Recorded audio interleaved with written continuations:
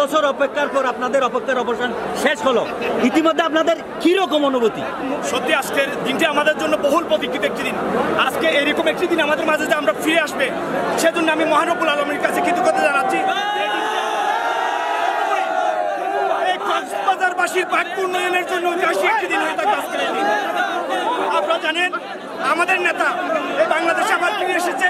এই বাংলাদেশের কোটি কোটি মানুষের দোয়া এবং উনার মহৎ কর্মকাণ্ডের কারণে মহান রব্বুল আলামিন ওনাকে আবার এই বাংলাদেশে আমাদের মাঝে ফিরিয়ে দিয়েছে।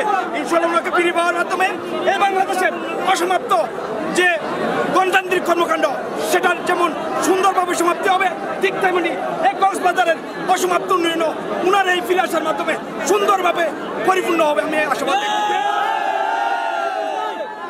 আপনাদের মাধ্যমে আমি কক্সবাজারবাসী এই পেকুয়াবাসীকে আমি কৃতজ্ঞতা জানাচ্ছি।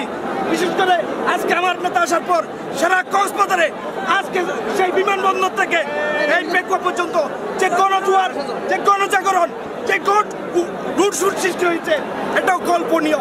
আমার জীবনে, আমার ইতিহাসে, আমার 37 বছর বয়সে এইরকম জনজাগরণ আমি কোথাও দেখি নাই।